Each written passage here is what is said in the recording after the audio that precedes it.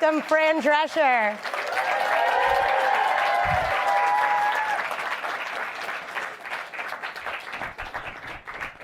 Hi. Hi. Hi, how are you? Good. Hi, everyone. Welcome to Google. Thank you. So we're going to talk about Cancer Schmancer a little bit. So you wrote a book on this, and you then started an entire movement in 2007. I know we just saw the video, but can you give us a little bit of a background of what happened to you? Well, it took me 2 years and 8 doctors to get a proper diagnosis of uterine cancer. I sort of slipped through the cracks because I didn't fit the profile of who gets it, which is usually postmenopausal women or obese women, which I was neither. But 1 out of 4 women are young and thin. So it seems like they should have ruled that out before treating me for the more benign possibility, which was a perimenopausal condition that I didn't have. And I think that, I started to put the puzzle pieces together as I wrote the book, and then went on my book tour and met, tens of thousands of people throughout the nation.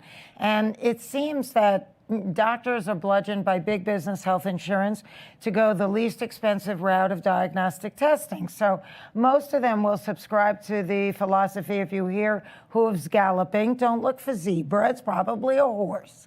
But if you happen to be a zebra, then, you're going to slip through the cracks and potentially have to pay a serious consequence. Now, particularly with women's gynecologic cancer, at its earliest and most curable stage, which I call the whisper stage, it's often misdiagnosed for either perimenopause, which I had, but I was lucky. I had a slow-growing cancer, so even after 2 years and 8 doctors, I was still in stage 1. But had I had, God forbid, ovarian cancer, which is far more aggressive and often misdiagnosed for irritable bowel syndrome, I probably wouldn't be talking to you today, because 80% of those women are diagnosed in the late stages, and 70% of them will die.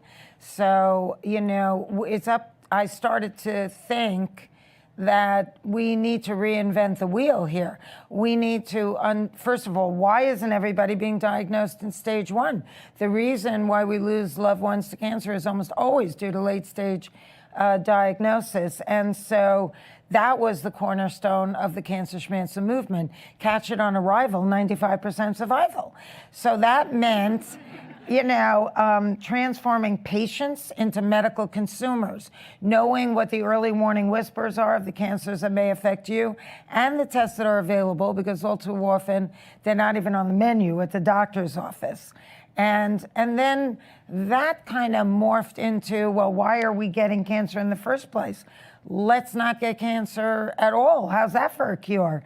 So causation became an obsession of the Cancer Schmancer movement, because, we're very reductionist in our medical thinking in Western medicine. So we kind of look at the sick part of the body and try and fix that, and very rarely ask, why did the body get dis-ease in the first place? And cancer is the end stage of a long history of low-level inflammation. So we have to start looking at what's causing the inflammation way before it turns into a cancer. Identify and eliminate. So Cancer Schmancer came up with a very progressive program called Detox Your Home, because the home is the most toxic place that we spend the most time in, and ironically have the most control over. So we ask you, as it said in that video, take the check, choose, and change challenge.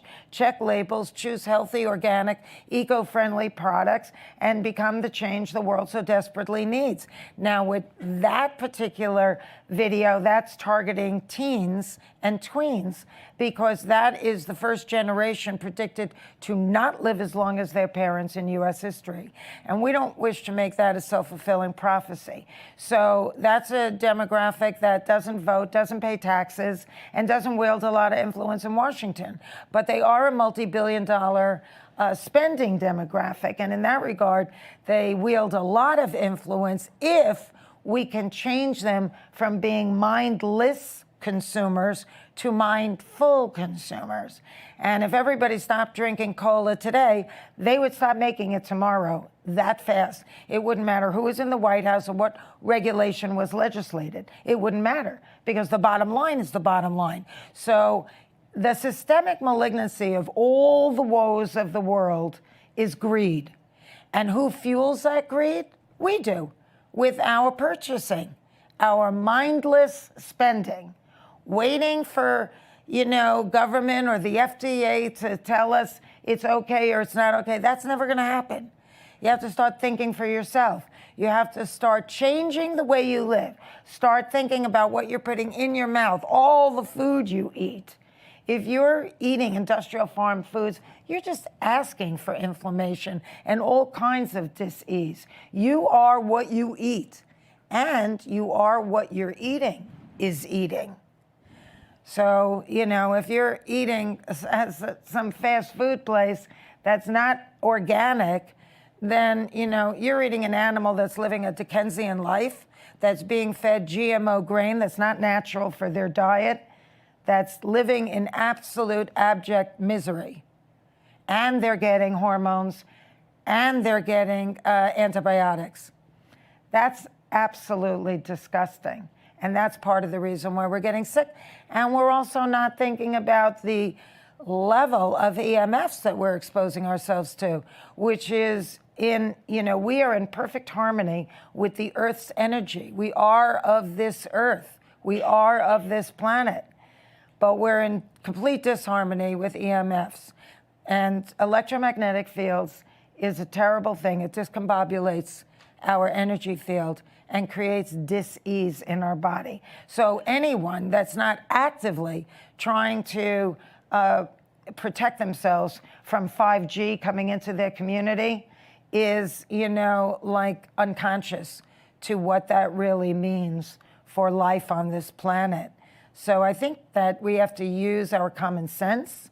We have to dial everything back to a simpler kind of eating, a simpler kind of living, and reconnect back to nature and pivot our thinking from feeling like we are the master of the universe instead of the shepherds, because that's really what our job should be on this planet, and anything else is a complete interference and unsustainable.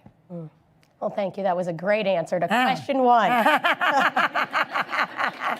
We got to laugh early on. Some people would retreat and say, this is a really private matter to me. You became very public about it. What was the reward for being so public about this? It's turning pain into purpose is very healing. And somehow it also makes sense out of the senseless.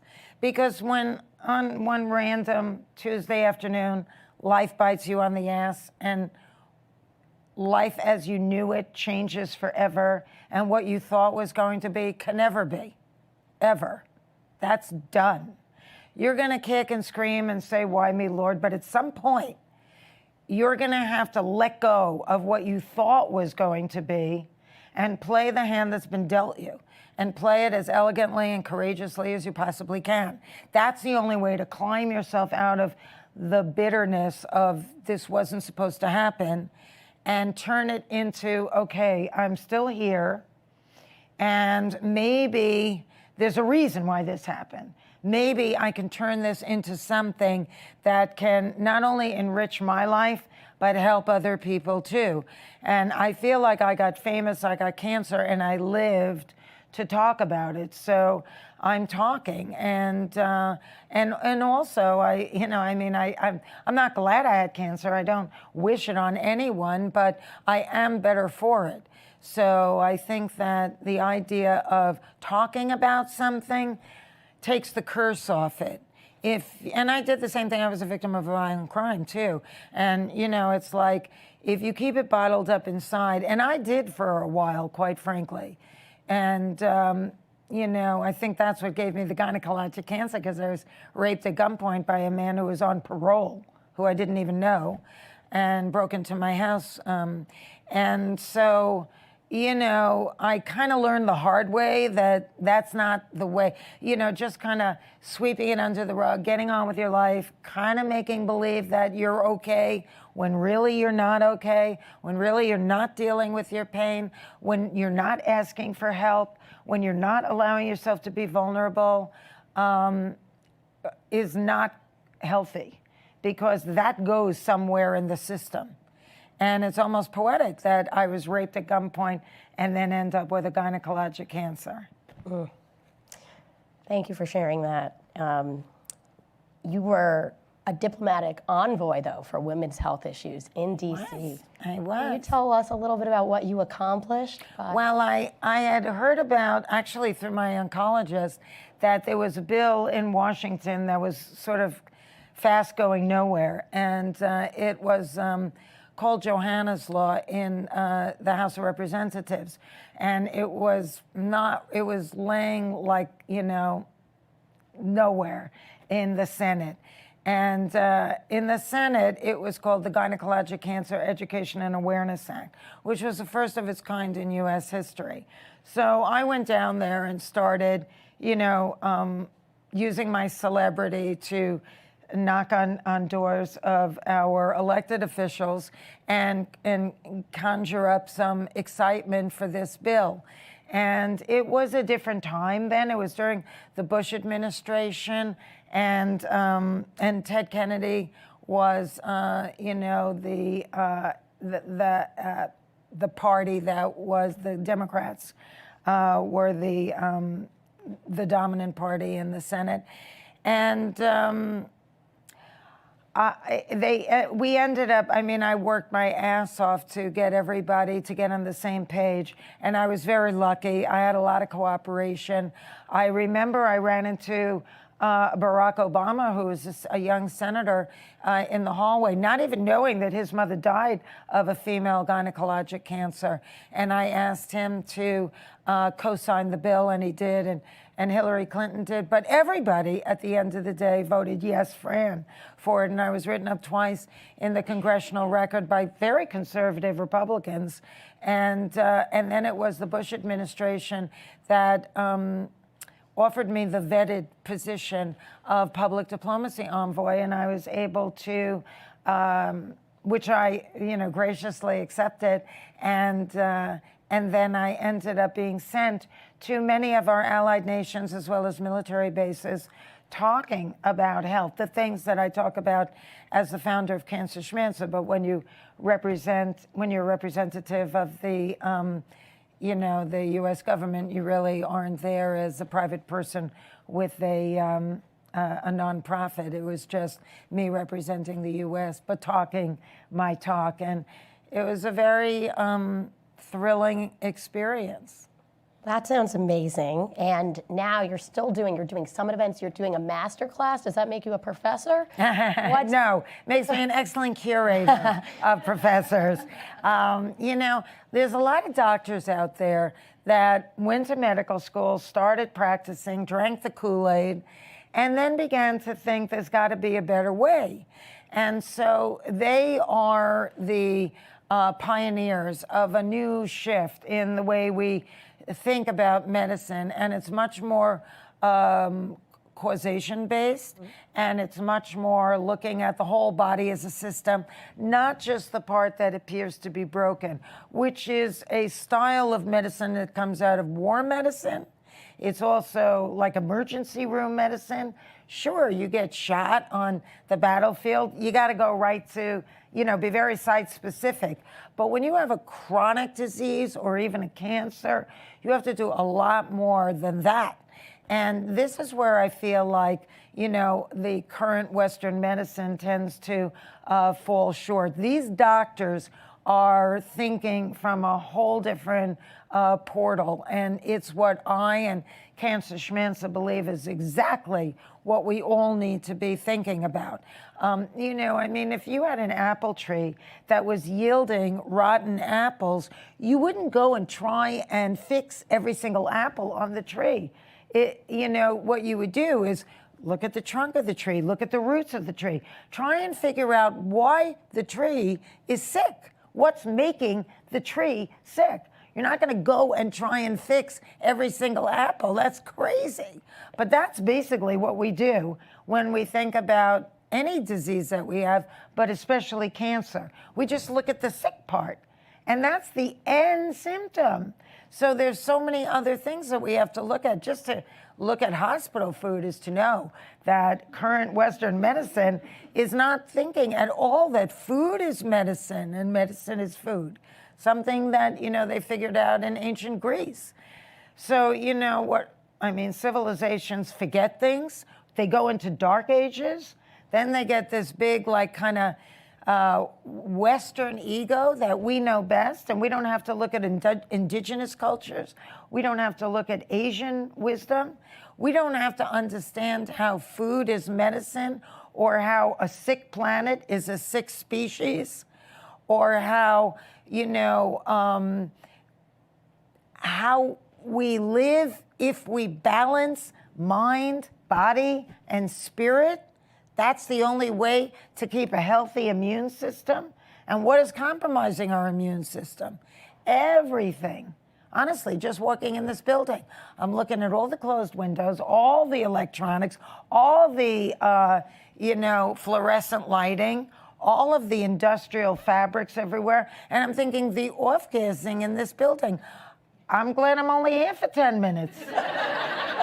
But there are people that work here every single day, and they're not even thinking about that. And we went into that green room, and I saw it looked like one of the windows would have opened. And all I was thinking about was, if I worked there, I would make them open those windows. I don't care how cold it is, because, you got to get some movement. Otherwise, all we're doing is breathing in air from some kind. I don't know what's in the system of these buildings, spores. So, the more we can ground ourselves, I have like a grounding mat on my bed that plugs into that 3-pronged thing in the wall, that 3rd prong. That's grounding you into the earth. The earth's energy is what we need. Dirt we need. Children that grow up in a home with no pets have the most earaches. And then if you have a dog or a cat that's going in and out of the backyard all day and playing on the carpet with a toddler, they have much less earaches. And then if you have a kid that's out in the yard all day, they hardly get any earaches, because they're touching the soil, they're putting it in their mouth, they're connecting with the earth. They have the healthiest microbiome. So if you could leave everyone with sort of some to-dos, whether that's partnering with your doctors, detoxing your home, eating healthy, being an advocate, getting screened, what are the things you think, and you've talked to young people as well, what are the things that you want us to be doing? Well, definitely go to cancerschmancer.org, because then you'll have a direct connection to me and everything that we're doing. We're a radical company, make no mistake about it. We're the only nonprofit that's singing this song. And we align ourselves much more with environmental groups than other health nonprofits, because they're still looking for the next big chemo. And it's like, what? No, that's not the answer. We have to pivot our thinking completely. So go to cancerschmancer.org for sure and sign up. Then we do an annual Masterclass Health Summit. I curate it all year long. Find the most cutting edge, mind-blowing doctors that tell you things that you are never going to hear anywhere else. And they speak annually at our health summit. It's held in Los Angeles at the Dorothy Chandler, but it's live streamed for free around the world. So if you join Cancer Schmancer, you'll know about it, and you'll be able to log on to it. And then that gets chopped up into what we call an Edu series, and that ran all of the month of December for free. And every day, another 2 doctors and myself. I speak. I moderate. I do one-on-one interviews, and it's just an extremely exhilarating and informative experience. And now it's currently available for a nominal donation as a downloadable for your video library. And it's such a wealth of information. It's so dense with knowledge that you do want to download it, because even myself, every time I watch it, I learn something else. And it makes me so proud, because when I'm working the event, I'm looking at, my notes, so I know who the next guest is and what I'm going to say to them, and I'm thinking about a lot of different things. And I don't really get a chance to enjoy the talks as much as when I'm at home watching it on my computer, laying in bed. And it really blows my mind. I mean, and we never stop learning. I may know more than some people, but there is an endless amount of things that we continue to learn, because we happen to be living in extremely toxic times. So very simple things. I mean, look at your toothpaste. If that toothpaste, it doesn't have ingredients that might have grown in your grandma's garden, if anywhere on the packaging it says do not swallow or call poison control, throw it away. You should not be putting that in your mouth 1, 2, 3 times a day. The gums are the gateway to dis-ease. So you should be having very, very pure, natural, organic, eco-friendly things that you put in your mouth to stay clean and fresh, and mouthwash and all of that. So oral hygiene, whatever you're doing, you can't possibly be doing enough. I can't tell you how fanatical I've become about it, from the water pick to the special mouth rinse to, the, what do you call it? Floss. Yes, flossing and brushing and using the right toothpaste and all of that, and brushing the tongue, they said, is really good. All of that is very important. There's a lot of time you have to spend to be, in good shape. I take a lot of and vitamins too, actually. Whatever we think we're supposed to take, we really need to take a lot more than that. And people are always asking me, well, what about, do you take the flu vaccine? And it's like, no, I don't. I work on keeping my immune system as powerful as possible. There is nothing better than the immune system. And anything you take, from an antibiotic to any kind of vaccine, is compromising the strength of the immune system. So if you can come at it through that portal and really amp up on your antioxidants, reduce your stress, protect yourself from, toxic environments, you're really helping yourself to stay well. And alive forever, right? Well, that reminds me of that Woody Allen movie, Sleeper. And he said, where are all my friends? And they said, it's 200 years later, they're all dead. And he said, but they all ate brown rice. We're not going to live forever, but I don't think that the idea that when you grow old, you get all of these chronic illnesses, that people are getting very used to thinking they have to take 20 prescriptive pills a day to prevent all kinds of issues, is normal. It isn't normal. And, the more you do right now to grow old gracefully and healthfully, to stay strong in your body, the better off you are. There's no downside. Great. We're going to transition a little bit to Indebted, which is premiering on February 6th. So I know you said you've gone from nanny to granny. Can we expect sort of your similar brand of comedy? Oh, for sure. I mean, when I do TV, my fandom has come to expect a certain something from me, and I am more than delighted to give it to them. And in fact, when I started doing this, Dan Levy, who created it, was inspired by his own parents, and then he started thinking about, Everybody Loves Raymond. And I said to him, that's not me. I'm not that mother on Everybody Loved Raymond. I don't want to have an antagonistic relationship with my daughter-in-law. It's not what I'm about. I want to be vivacious. I want to be fun-loving. I want to dress, well. And, that's me. And it all comes through this. So it's going to be basically that. I love that. It's like the nanny, if, who the nanny would be today. I mean, she's totally into clothes. She's a clothesaholic. She doesn't really, she's clueless when it comes to saving money. And she's a lot of fun, really immature. but a heart of gold. So that's it. Do you know the Instagram account, What Fran Wore? Duh. It's a good one. I know everything. It's a good one. There's also an Instagram account called Nanny Art, and they compare the clothes with fine art, which is right up my alley because I'm an art collector. Oh, what is contemporary and fresh about this sitcom? Well, I think for one, how the older couple is being described. I mean, we are not your typical annoying, obnoxious, negative intruders. We're actually madly in love with each other, extremely tactile and sexy and sexual and all of that. And I think that that's sort of refreshing. And also it's a little bit of a role reversal because it's questionable who really are the parents because we're so nutty, me and my husband, me and Stephen Weber in this, and so lighthearted and so fun-loving that it ends up being my son that becomes more of the parent and we're more like the adolescents. What is different about doing a sitcom today than in the 90s with so much content out there and you made a classic. So how do you do that today?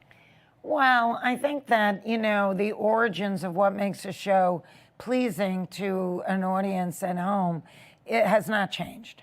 I mean, you got to have laugh out loud comedy, and I think you have to believe the relationships, and the jokes have to come from character, and I think that rooted deep at the core, there's got to be a lot of love, and that's the same. To me, I don't see any difference. The audiences that come, the warm-up guy, all of that feels exactly the same. I'm sure that when it comes to the numbers, the slices of pie are much smaller because there are many more slices. But this isn't, my first rodeo. I mean, I've been doing, it's been, this is network TV, so if anything, you probably have a better piece of the pie than being on some of these cable networks. And my parents could never find Happily Divorced on cable. And all of their friends, it was the bane of their existence. Nobody could find the show. So, I'm very happy to be on the Peacock network because all my parents' friends will be able to find it now. And that's really comforting to me. Last night, I was on Seth Meyers last night, and I actually fell asleep before it was on, but I knew that it was going to be I had it on the DVR, but it was such a big day, and I had such an early call today that I just let myself, drift off. Well, at like 10 minutes to 1, the phone rang, and I answered it. Who is this? I changed my voice when I answered my phone. And Mom said, it's Mom, you were wonderful. Daddy said this was a great interview. So, of course, then I'm like thinking, well, let me see it. Then I'm watching it at 1 in the morning, seeing it on the DVR. But, the thing is, it's the whole machine feels the same. There's a lot more interviews to do. Mm-hmm. I mean, between social media and cable stuff and live stream stuff and YouTube stuff and, it's just, and all of regular TV, it's just endless the amount of things you can do in terms of trying to self-promote. But we'll see how much it pays off. I hope people come on Thursday night, and I hope that they enjoy it as much as we enjoy making it. How would you feel if your parents moved in with you? I have asked them to move in with me. I would love them to move in with me. They don't want to. Oh. I'm trying to get them to move like 10 minutes away from me. But that even is a struggle. They're very happy with each other in South Florida. And it's just annoying because it's hard for me. But I'm so grateful for FaceTime, I can't even tell you. Because we FaceTime every day. So we're either all in bed together or we're all in the kitchen eating together. But it really is a blessing. I'm just so grateful that we live in a time where even though we're 3,000 miles away, I can see them every day. But I do feel like, you know, if you're going to live into your 90s, my mom's in her 80s, my dad just turned 90. You know, God willing, I'm going to have them for several more years at least. You need help. You need that. I mean, I don't know who the hell's going to take care of me because I don't have children, but if you are lucky enough to, oh, thank you. Can we get that in writing, please? I know, Peter and I always say, you know, what's going to happen to us? We have to save our shekels so we can pay people to take care of us. You have a nice relationship with him. Yes, I love my gay ex-husband. And, you know, we're best of friends. We're still writing partners. We're certainly writing together the Nanny musical. And thank you. And we just handed the book over to Rachel Bloom, who's did Crazy Ex-Girlfriend and won the Emmy for that. And so we're very excited about it. But now he's doing a Netflix show. And I'm doing, of course, Indebted on NBC. Right. So we do things apart, we do things together. But we always talk to each other every single day, usually FaceTime. And we actually vacation together, too. I mean, he's a total cock block for me. I don't care. I'm going to open it up to questions now, but okay. While we do that, so feel free to line up at the mics. Is it hard? You've done several sitcoms, great sitcoms that you've been involved with in all different levels.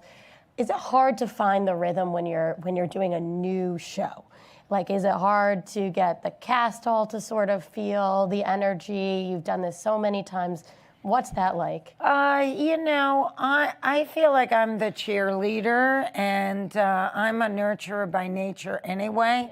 So I kind of forced us to become very connected very quickly, off camera. Yep. Very tactile. Let's, you know, eat together. I made chopped liver. I brought it in. Everybody come into my dressing room, you know, and we just started getting it together very quickly.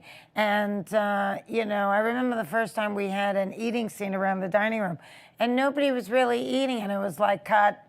We gotta be eating and talking and connecting and, you know, being real, because for me, my brand of comedy is, you know, that the specificity of it is what helps bring it to life on the small screen. And, you know, it's those edges. Are we really doing stuff in the kitchen? Are we really eating?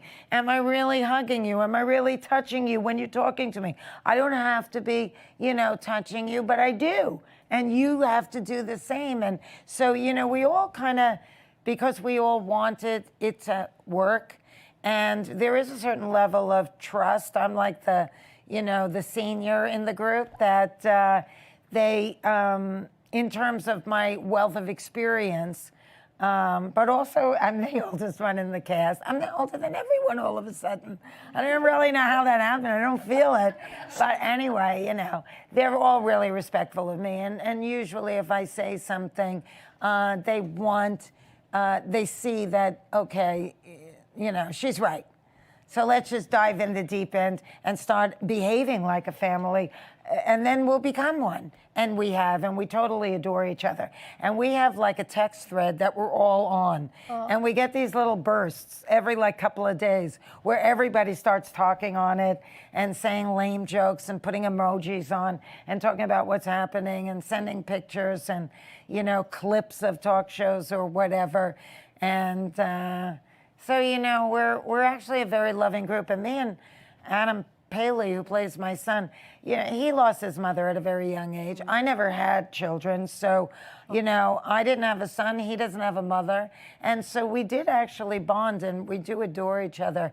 And I'm very grateful because he was the first one cast in the show, and NBC was very high on him. And, you know, he's a very generous actor because you know, I came in with my big self, and NBC is like pushing me, and he's cool with all of it. Well, Happy Endings was an amazing show. I know, he's wildly talented. Yeah.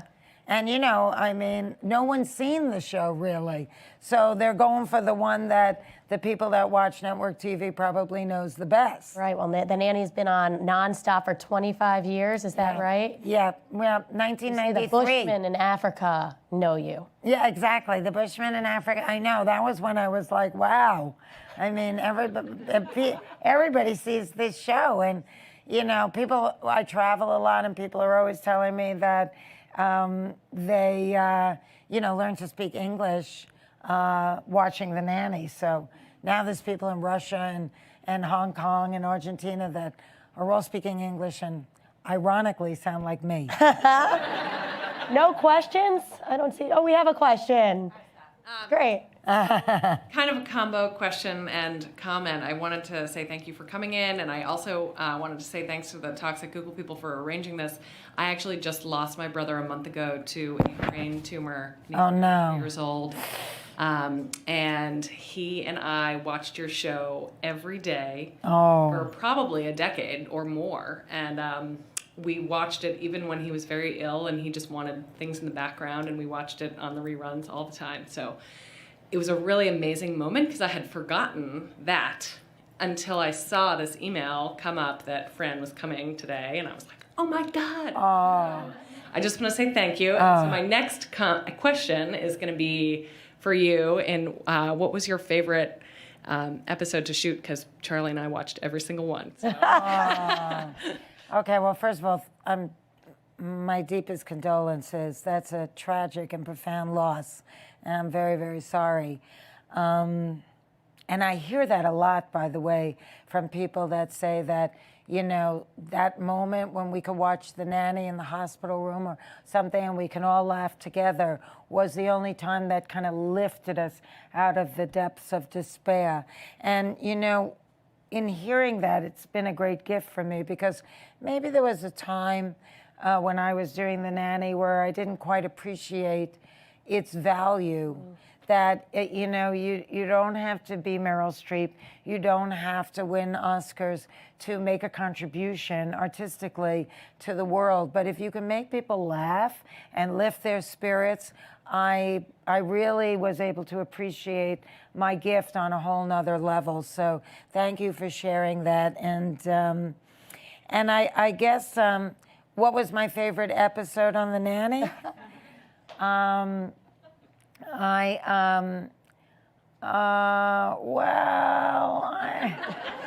There were so many good ones, honestly. I mean, and we had so many good guest stars on the show, too.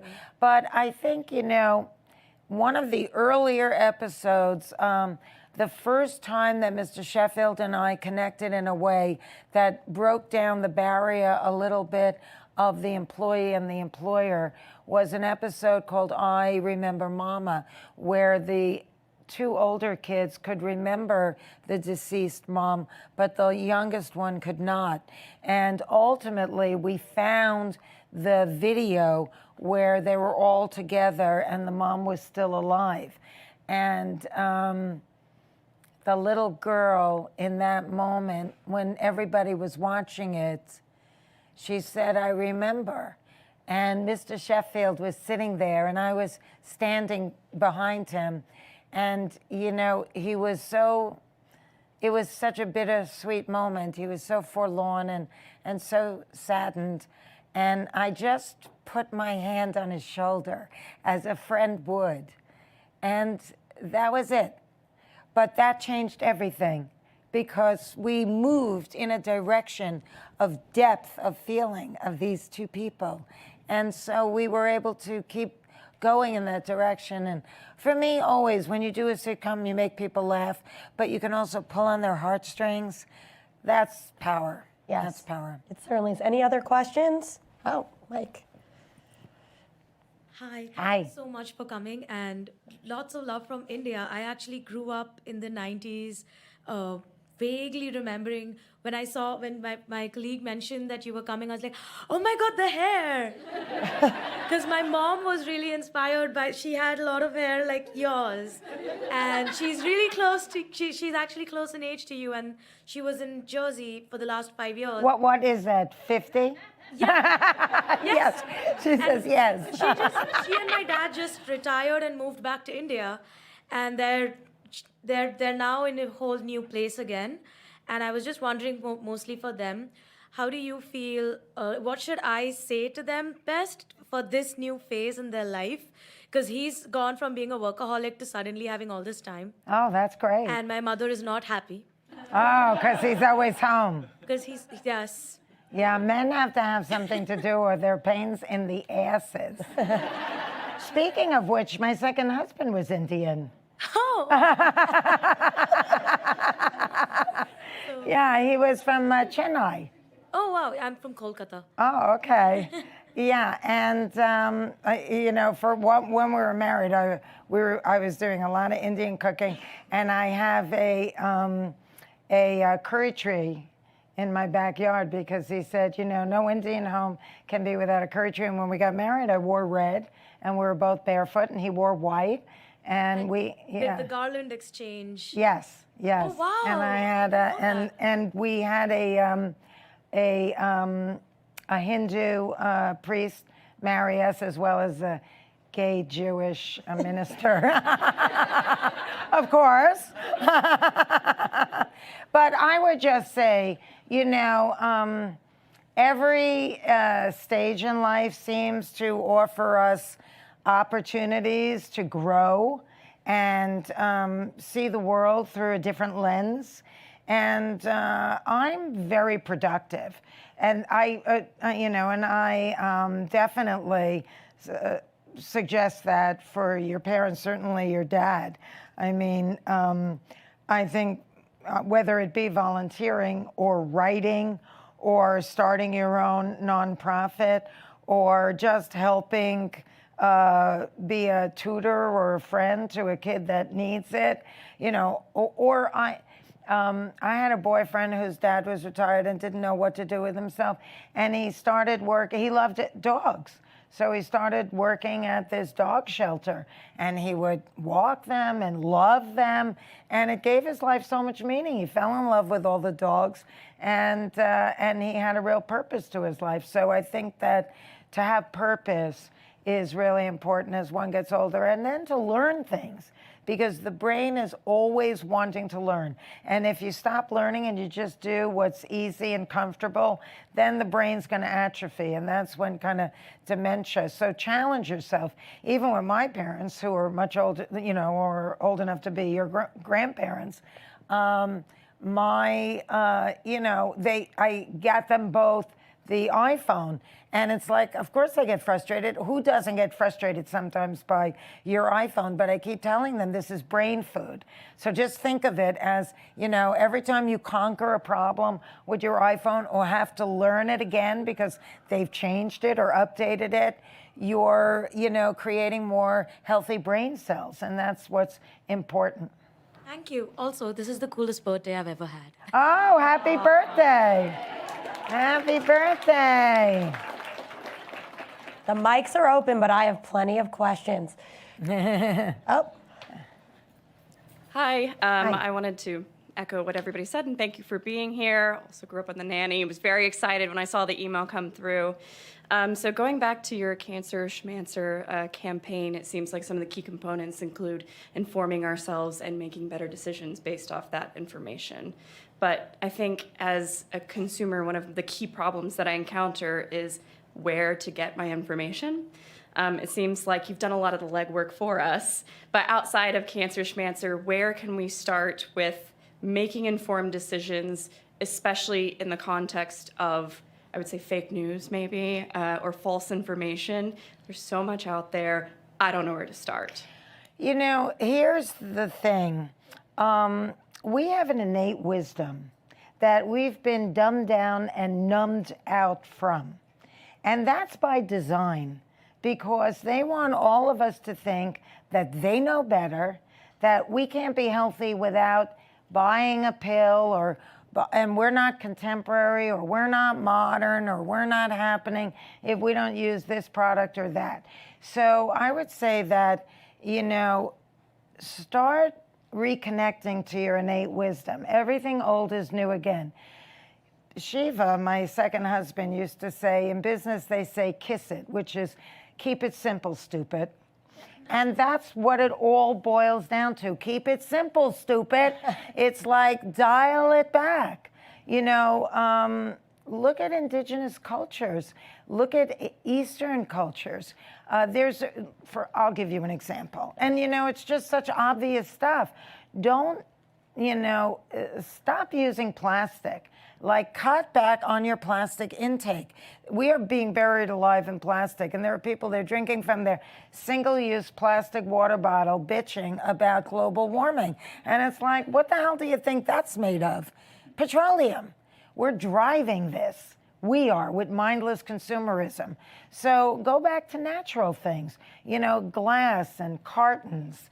And, do I like liquid dishwashing detergent better than powder? Yeah, but I'm not going to get those heavy plastic bottles anymore. So I get an eco-friendly powder in a box. And you know what? I feel really good about myself. Nothing has to be industrial strength. It's bullshit. And what happens is chemical companies invent these chemicals for war. And then when the war is over, they think, well, we're not done selling this. Let's repurpose it onto civilian life and convince them that they need this chemical to kill their garden weeds and kill, by the way, everything in the microbiome, including going down into the watershed. It's like, that's got to stop. Somebody once said to me, well, how do you kill the weeds? And I said, if you don't like your weeds, which also is bullshit, weeds are sturdy and they flower and they're beautiful. But if you have to pull out a perfectly good living plant because it's called a weed, which, by the way, cannabis is one of the great things that has ever been on this planet, get down on your hands and knees, connect with nature, and pull it out. So go back to basics. Eat whole food. Look for organic, eco-friendly products. That's half the battle. Read labels. If it has chemicals, words listed that you don't understand, you don't need it. Keep it simple, stupid. Listen to your inner self. That's closest to your creator. Forget about all the noise out there. You can't trust any of them. It's mostly greed-driven. Even the FDA, what the hell do they do? They're beholden to big business that supports our elected officials. It's a hamster wheel that you have to jump off of immediately and start dictating more responsible manufacturing trends. Make what you buy your vote as well as your protest. Great. Thank you so much. You're welcome. Hi, my name is Priya, and I'm so excited to see you here. Oh, thank you. I used to watch you all the time, and I too recently lost a friend to cancer. Just back in October. She's only 44, and she actually loved you too. So I've been thinking a lot about cancer and health in general, and my background prior to coming to Google has been completely in healthcare. I grew up with doctors all around me, my family, friends, all physicians, and I've been working in pharma, and now I'm working in the ad space, YouTube, bringing tech and healthcare together. I've actually also worked in big oil. Tobacco, but I'm not going to. So my question for you is, I love everything that you're doing, and I love everything that is out there right now in terms of empowering people to talk to physicians and have effective dialogue and empower themselves from all perspectives. I grew up with Ayurveda in the house and big fan of allopathic medicine, naturopathic. How do you envision rolling your message out to people who are not only educated New Yorkers? I live in Brooklyn. Sometimes I walk around and I'm like, everyone's like me. No, they're not. When I travel to other places in the United States, there's different mindsets. So how would you take your message and talk to somebody who maybe doesn't believe in the same things that you believe in? Like, how would you kind of get them there? Okay, well, you know, I know that I'm here in New York right now talking to you guys, but I really do have a much broader reach. And the nanny has been partly responsible for that. I have a widely diverse fandom. When we started that show, they thought the show was going to be huge in LA and New York, when in fact those were slow on the take because they were still watching Unsolved Mysteries until people got hip to the fact that there was no end to those shows.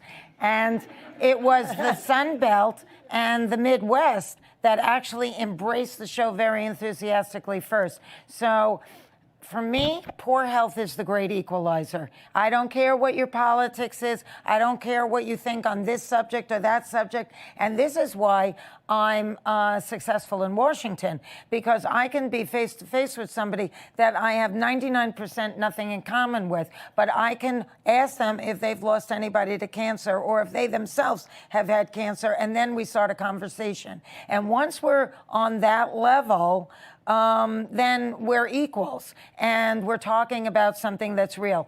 And with people, whether they be, I'm very compassionate to people that are in some of these areas where it's very hard to get healthy food.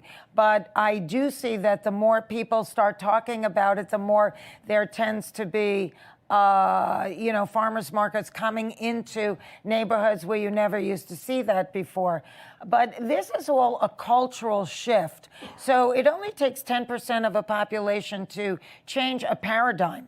And it may take the people from places like this to start saying, we're not going to support industrial farms anymore. In fact, industrial farms should be put out of business completely, because nobody should be eating industrial farmed animals. And maybe we need to start encouraging people to grow their own fruits and vegetables if they have a patch of land or a community patch of land. And again, this kind of goes back to dialing it back to another time. I don't think that people really realize that not that long ago, maybe just 100 years ago, or less, you wouldn't have thrown out a cigar box without turning it into a sewing box. We were not a throwaway society. We had to learn how to do that. We had to be brainwashed into thinking that was modern and that was contemporary, and it's completely unsustainable. But during the mid-20th century, it was the vending machine that got invented. And suddenly you can stand in your hallway at work and have a hot cup of coffee. But the problem was people didn't know what to do with the cup. It was a perfectly good cup. You could reuse it many times. What do we do with it now? And then they had to start making PSAs that they'd run in movie theaters to teach you how modern you are to throw it out. And suddenly there was a trash receptacle next to every vending machine. Everywhere there was a vending machine. And suddenly we were reprogrammed into thinking, this is great, throw it away. So, we're not that far from our recent past when people were much more connected. These are our grandparents and great-grandparents, and that's what we have to look to. And indigenous cultures, it exists right now. I would rather personally have organic, rice and beans and vegetables 6 days a week and then have an organic chicken on the 7th day than eat crappy industrial farmed meat every night of the week and, highly acidic corn sweetened soda, from 7-Eleven. And that's the messaging that we have to get out to people. And I think that I've seen groups that are teaching people, especially, in inner cities. Women, I think, are the backbone of any community. And unfortunately, they bear the brunt of a lot of dis-ease in their body because they tend to put the family first. They not only work, but then are the caregiver to the child, the spouse, and the elder in almost every home worldwide. It's a lot. And when they feel something wrong, they very often don't take care of themselves right away. But going into the inner cities, and we do this at Cancer Schmancer, because I already have a conversation going with them. They're my fans. So there's a trusted brand in me, and I use it to try and get women to realize that, you are not helping your family if you're 6 feet under. So when you feel something that's not right, that's the time to go check it out, because you have to take care of yourself first, so that you can have a long and healthy life and take care of your family. So it's a big question and it's a big problem. And you sound like you've been working a lot for people that are part of the problem. So but that's okay. If that is working for you. That doesn't mean that you still can't join Cancer Schmancer. You have a private life, and if you want to try and dip into the other side, take your wealth, take your ambition, and take, all of your know-how and move over to the other side and start helping us help all these people. Do it. You can do that. That's okay, without judgment. Well, I appreciate the honesty, and things are coming full circle. Thank you so much for being here. Everybody, sign up at cancerschmancer.org. Watch Indebted on NBC on Thursdays, and look out for the Nanny musical coming soon to Broadway. Thank you. Thank you. Thank you.